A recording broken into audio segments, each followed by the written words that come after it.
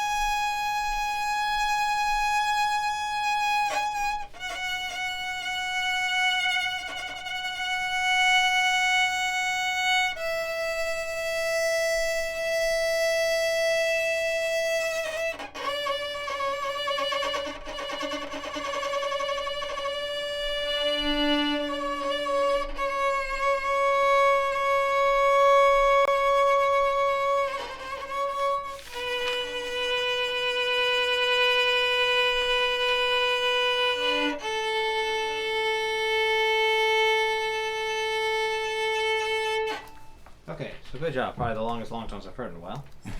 I would say there is some things we can do to improve the tone. Bow could move just a little bit faster for some more consistency in our tone. And also, you can definitely hear that little bit of jittering in the bow. So just let your arm relax a bit more as you're going across. So probably just a little bit stiff as you're trying to be careful to get only the one string.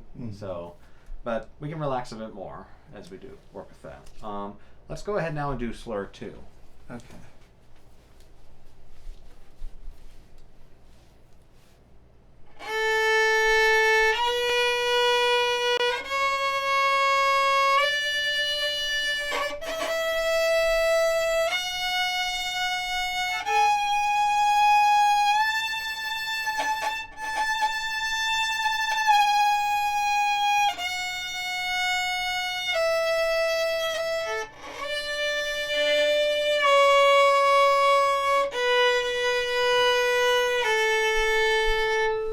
Okay. So now with slur 2, we'll be adding on a couple different numbered slurs. First one's going to be slur 3, which because it's an odd number, some students do struggle with it a bit. But honestly, if you try to count in your head just 1, 2, 3, that does help. So let's go ahead now and just try slur 3. Okay.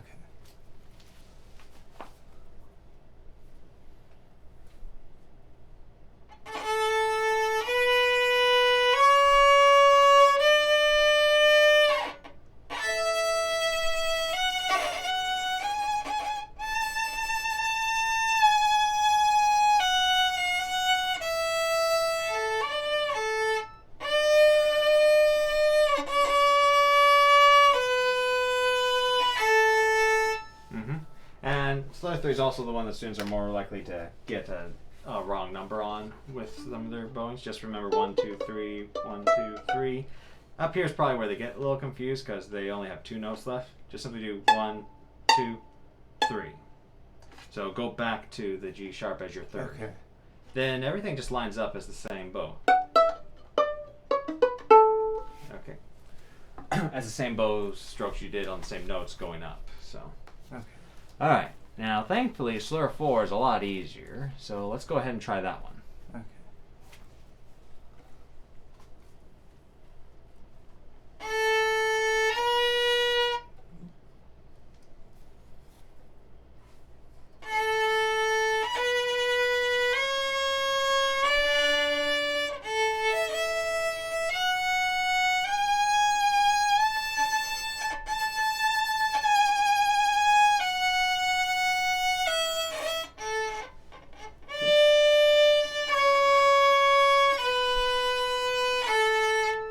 Okay, good job.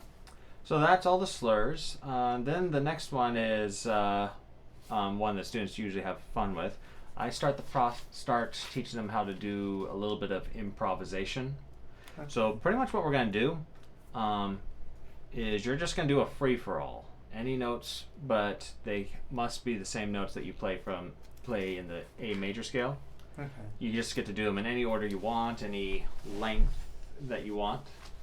So I do it for a couple of reasons. One, music is a creative art, so this is a little exercise in creativity. And also, it's just a low-pressured way to get familiar with the sound of your instrument, the notes of the scale as well. So let's go ahead and just try something, wing something. Okay.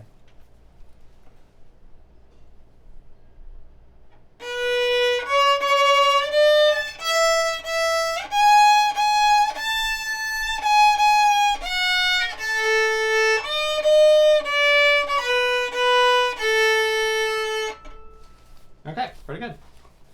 Yep, just no wrong notes in there. Just make sure you stay in the scale, which you did. So good job. And I would say the only two comments I have is just those ones about the bow moving a little bit faster. You want it to move just fast enough for good tone on the long tones and relaxing the arm for less jittering. And definitely we got more comfortable once we started doing the slurs and the tone was less jittery and more full. So just try to bring that same relaxation to your long tones there. Okay. Okay, now let's see. So looks like we're gonna do. Actually, let's go through your worksheets here. So creativity exercise. This was for number 10. Okay, so this is the D major scale. Yes. And yes. Okay. Can you play your creativity exercise for me?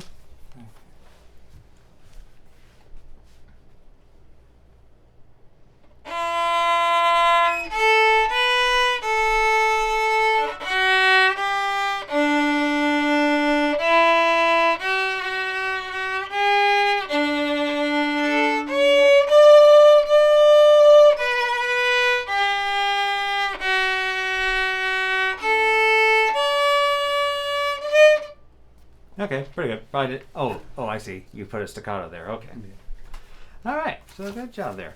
Let's now hear your Mary Had a Little Lamb. Okay, I believe this is going to be on the E string. So.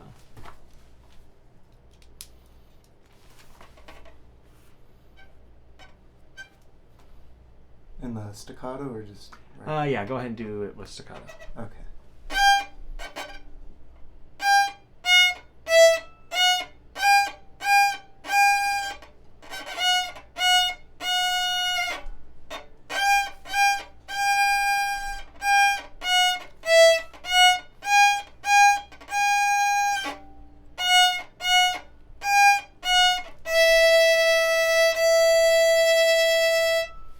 Good job. Let's see. So, especially since now we're getting into the books and the songs in there, we're probably not going to need to worry so much about Mary Had a Little Lamb anymore. Could you pull out worksheet 11? Yeah. Okay.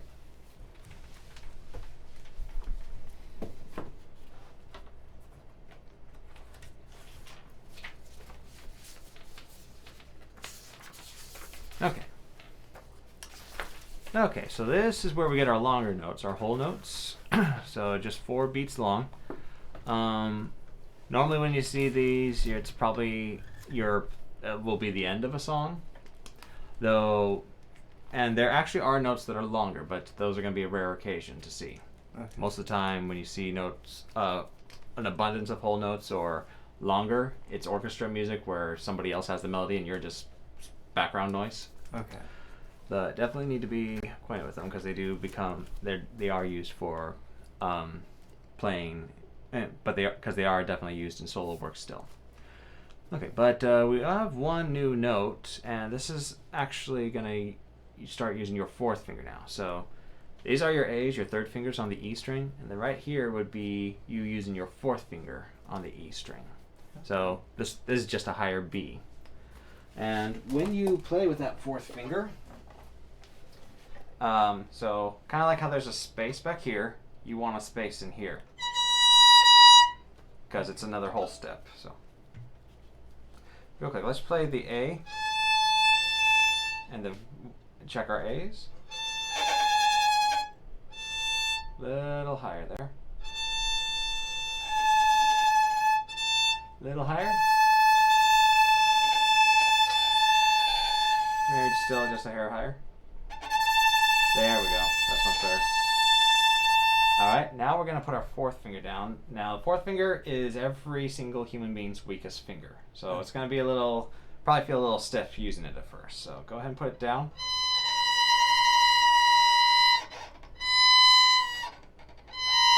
Okay, gotta stretch it higher.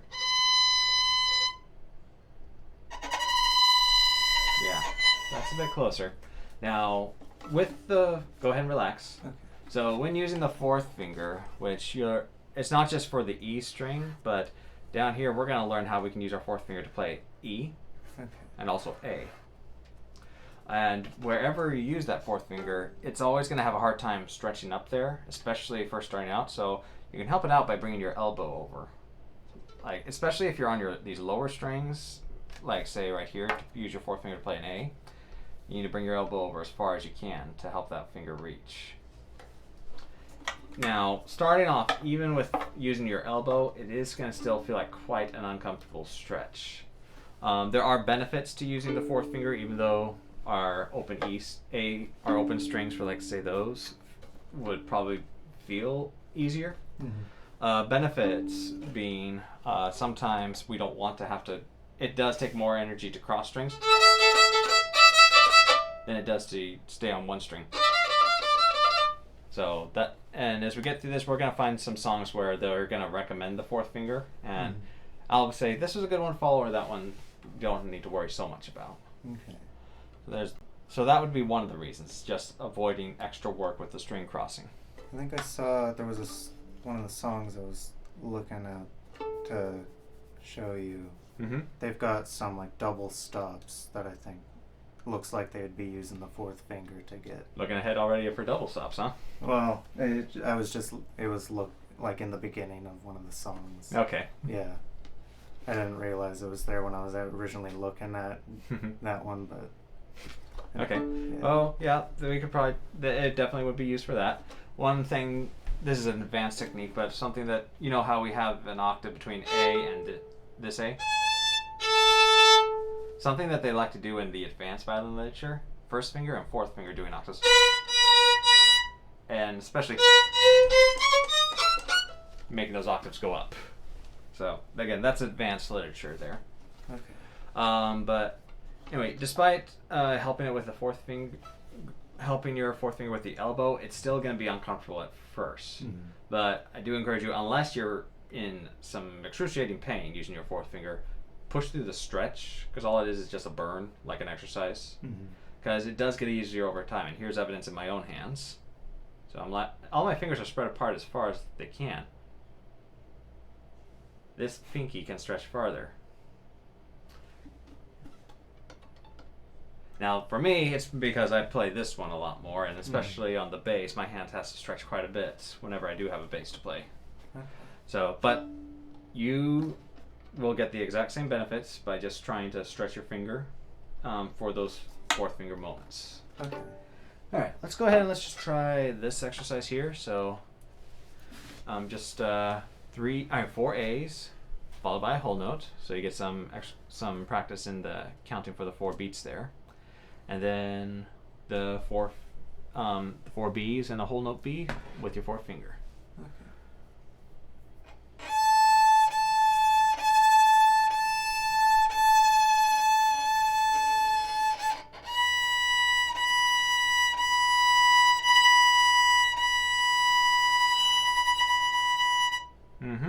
Good job there.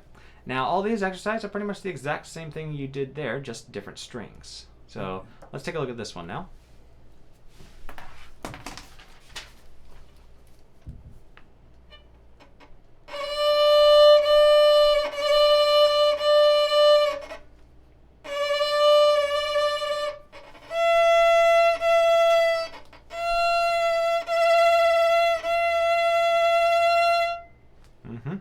And And same thing here. Now, you're probably already feeling this, but you're having to really stretch your fourth finger for the lower strings. So just, again, do as best you can. At this moment, if it's still a little low, but you're stretching, that's fine. Okay. I'm willing to accept that right now those fourth fingers are probably going to be a little flat. Just so long as you're stretching, you're doing what you need to do right now. It's starting the process of that finger getting to where it can do this. Okay. Let's go ahead and try this one now.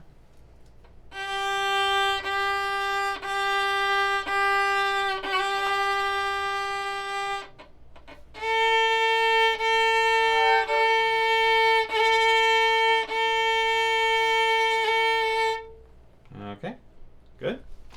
Now down here we have a little bit of a obstacle course. All these notes are either your third finger or a fourth finger. So let's go ahead and just work our way through that.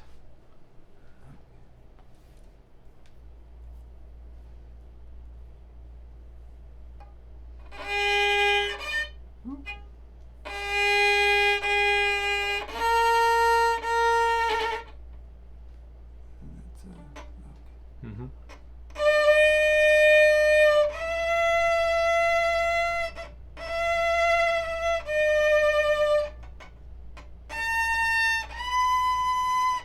A little bit backwards with those notes there. Okay. Mm-hmm. Yep, like that. Now with this one, the way it's kind of structured, you can have your fourth finger down on those A's, and then just while you're playing that, you can get your third finger over. Or right here, the backwards. See how you can move one finger before to the next string and be ready before you actually go to that string. Okay. So that'll be something to work with as you go through this. Now let's see. Coursework here. Pretty much there's, of this staff right here, there's two measures where you can combine the beat values into one whole note. So you'll be looking for those, writing everything out down here, but replacing those two measures with the whole notes that can have all the note values combined together. Does that make sense? Yeah. Okay. And then just a creativity exercise where you need to use at least your new B, and there needs to be at least one whole note used. So, okay, so there's that one. Let's go ahead and take a look at Twinkle. There we are. Okay, so we're mainly just on the, okay, so we're on variation E, but I always like to start with a warm-up of the theme. So go ahead and just do the theme there. Okay.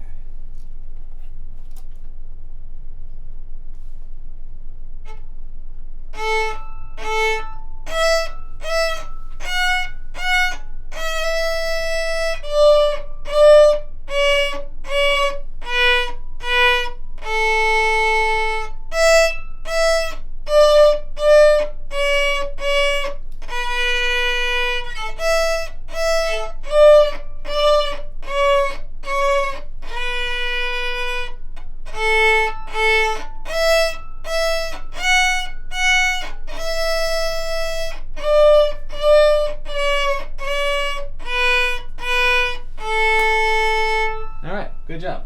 I'd say one thing to work on with your bowing is let the stick of your bow lean towards the fingerboard a bit. It's kind of going the opposite direction right now, and keeping it leaning towards the fingerboard kind of helps the bow grip the string more. And one thing to watch out for is not to lean it too much, otherwise you can see the hair is lifting off here.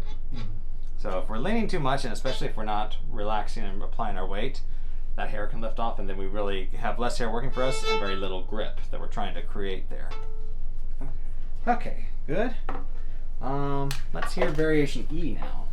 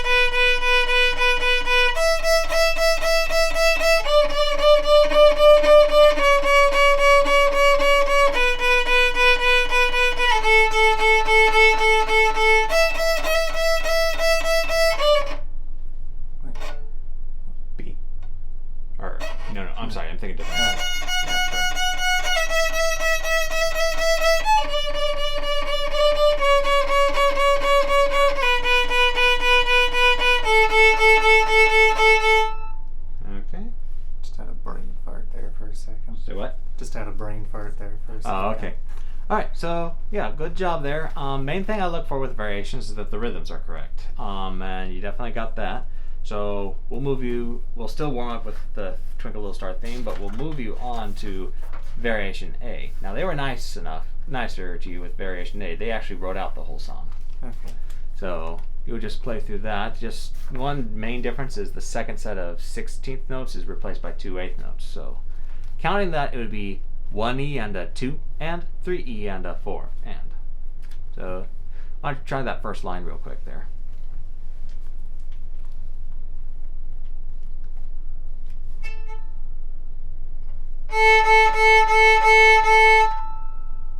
Right, okay.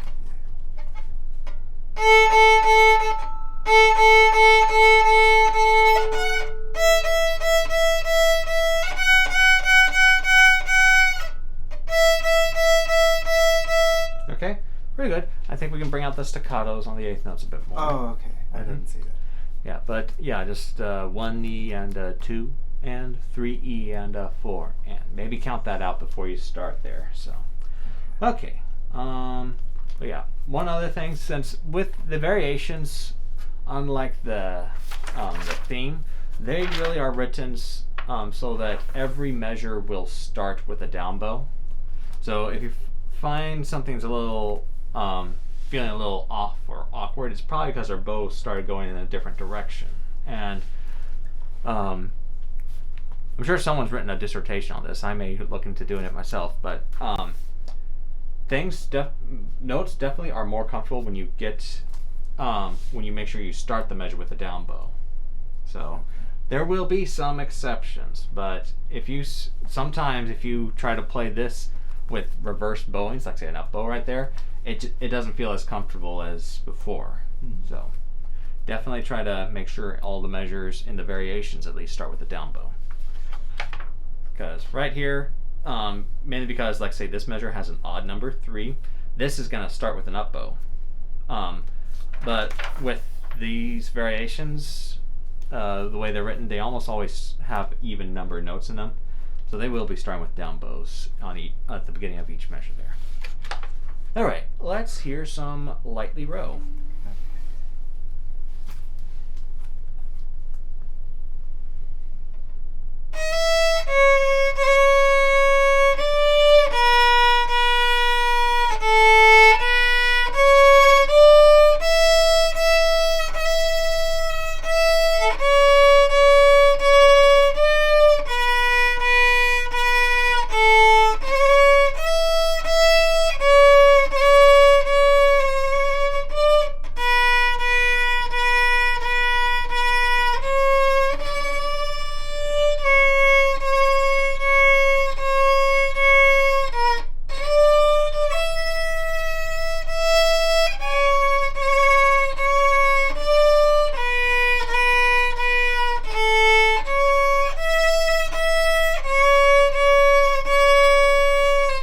Okay, really good job playing this one.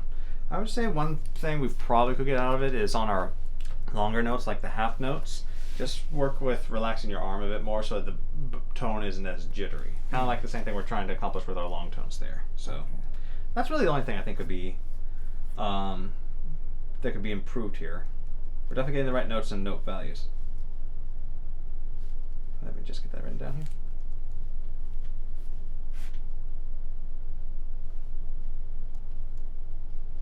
Okay.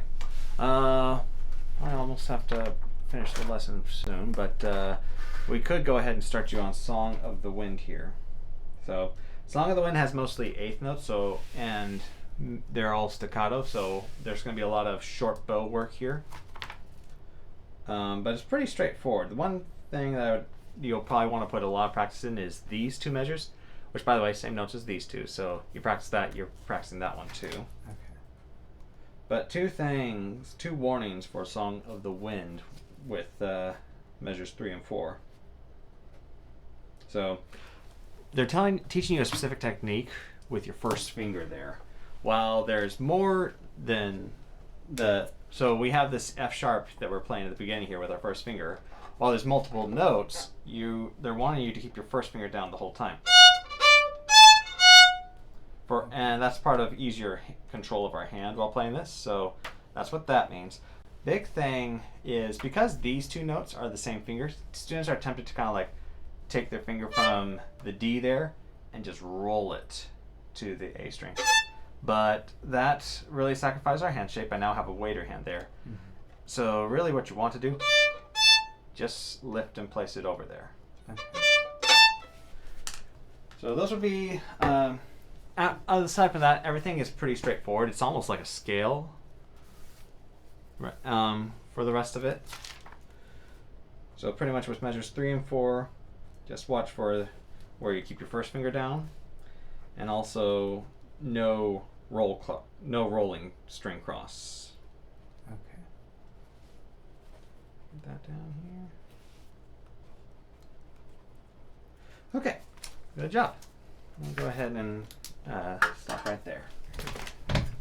Last week, did I mention anything about